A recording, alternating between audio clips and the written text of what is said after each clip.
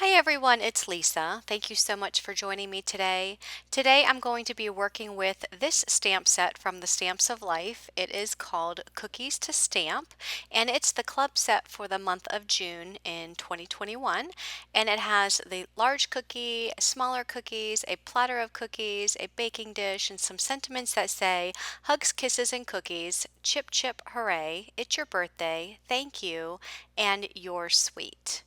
I'm also going to be working with the More Cookies to Stamp, which is an add-on set, and it includes a platter, another plate of cookies, some other smaller cookies, a spatula, as well as an electric mixer, and there's a heart, and there's some sentiments where a batch made in heaven, life is short, eat cookies, life is what you bake it, and cookie time. So for my projects, I created a tag as well as a card, and I'm going to show you the process of how I designed both of them. I decided to make a tag specifically because I thought that it would be perfect for adding onto a box of homemade cookies. So I'm going to start with my tag, and I have a piece of ginger snap cardstock, and I am inking up the cookie stamp with some of the Stamps of Life chocolate ink. And I'm just going to stamp out 3 cookies. And then I'm going to take this little stamp in that set. It's these little tiny dots, and I'm going to stamp those out with some chocolate ink and just add those to the cookies. It just will add for some nice dimension to those cookies. So I just put them in some random orders throughout all 3 of those cookies, and then I take this other little stamp, which is a little chocolate chip or chocolate morsel stamp, and I stamp that around the cookie as well. And I do that for all 3. So these cookies are so easy to decorate. If you wanted to stamp out these cookies and color them, maybe you wanted to stamp them out onto some white cardstock and color them in, you can, but I'm just showing you a very simple way to create your cookies using just cardstock and ink. So I do go back in and add just a few more of those dots to those cookies, and then I take the shadow die and I die cut all 3 of those cookies out. And then I'm going to take some ginger snap ink and just ink up the edges just to make these cookies look like they're toasty and that they just came out of the oven. So I'll do that to all 3 of my cookies, and then I'm going to take a piece of the powdered sugar cardstock, which is just the white Stamps of Life cardstock. I did cut it down to 2.5 by 4.5 inches, and now I'm just making a pattern on this cardstock, and I'm using the chocolate chip stamp and just inking that up with some chocolate ink and just creating these in a sporadic pattern all over this cardstock. I do have a piece of scratch paper underneath here so that I can stamp some off of the cardstock, and that way the ink will not get on my mat. So for the actual shape of the tag, I'm going to be using a dotted tag die set from the Stamps of Life, and I die cut the second largest tag die in that set, and I die cut it out of this pattern paper that you see here. And I thought the colors matched perfectly with the ginger snap and the chocolate on that pattern paper, so it matched perfectly with all of the inks that I've been using. I do ink up the edges of this chocolate chip pattern paper that I created with some ginger snap ink. And I also die cut a dotted rectangle die out of some of the ginger snap cardstock, and I stamped on there hugs, kisses, and cookies, and I used the strawberry ink to stamp that sentiment onto the rectangle die cut. So here I'm going to go ahead and add my cookies to my tag.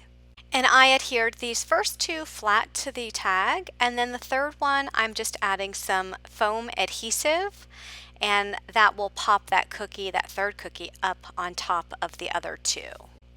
I also add some double-sided adhesive foam to the back side of the sentiment, so that will have dimension as well. And then I add that to the tag, and then I just add some glue to the back of the white piece, attach it to the pattern tag, And because the back side of this tag had another pattern on it, it actually had a floral print. I did not want that floral print to show, so I just die cut another tag out of the same exact pattern paper, and I will add glue and adhere it to the tag. So now the front and back has the same exact pattern. And then I'm going to take some red ribbon and I'm going to tie it through the hole and just tie a little knot there. And then I'll just trim that off and cut those in a diagonal. I am going to use my lighter just to seal the edges of this ribbon just so that they don't fray, because sometimes I notice that they do fray. So if that happens to you, just take a lighter out and seal the edges. And then I'm just going to take these heart epoxy dots and just add a couple hearts to the front of this tag.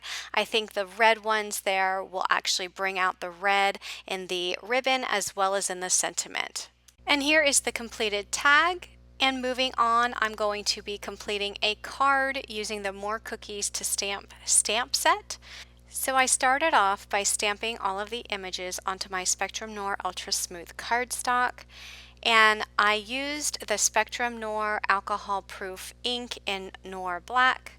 And then for the cookies, I actually stamped the cookies out in the rustic brown color, which is also a Spectrum Noir alcohol proof ink. It's just is brown instead of the black, and I wanted the brown cookies because I will be coloring them up brown. And then I took this little leaf stamp set, inked that up with some mint chip ink, and then the heart with some candy ink, and just stamped those there at the top of that platter. And then I'm going to come in with my Copic markers and I'm going to color this up. So I started with my R85 as my dark and just put that down there in the corners. And then I came in with my R83 to extend that color, and then R81, and then eventually the RV00 and the RV000. And I'm just going to go all around the frame of that platter with those markers. And then I do come in on the handles and color with the R85, and then the R83, and then the R81. And then finish it off with the RV00. And I will have all of these colors listed down in the description box in case you are interested in seeing what colors they are.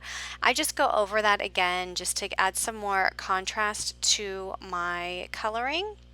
And then I'm going to use the same pink colors for the mixer. So I'm just going to add some darks there. And I'm going to continue on with the same color combination by just adding then the medium pink and then the light pink all the way to the lightest. So when I color with my markers, I always like to start, I shouldn't say always because it's not always the case, but most of the time I start with my darkest color and then work all the way down to my lightest color. So I am going to be sticking with a color scheme for this card that has the pink, the cream color, as well as the mint green color. For my cream, I do have the E53, and then I followed that in with E51, and then followed that with E50. And then I'm going to color the inside of the platter, and I chose to go with the cream color as well, and I add the dark color around the sides and the corners, which is the E53, and then just come in with the E51 just to blend that through to the center. And then I will come in with my E50 and finish off the middle of that platter. So next I'm going to color the cookies, and I do go with some darker browns. So I lay down my E23 and just color the entire cookie with E23, and actually this one is my lightest brown. So I decide with the cookies to go ahead and just put the lightest brown all over it and then come in with the dark, which is the E25. Just give it a little bit of shadow there on the left side and then come back in with the E23 and just extend that a little bit more towards the middle just to add a little bit of the shadow to those cookies. And then I'm going to take my E53 and just go over that again just to get a better blend. And again, I'm going over the cookies just where the dark and the medium intersect, and then just blending that out a little bit more.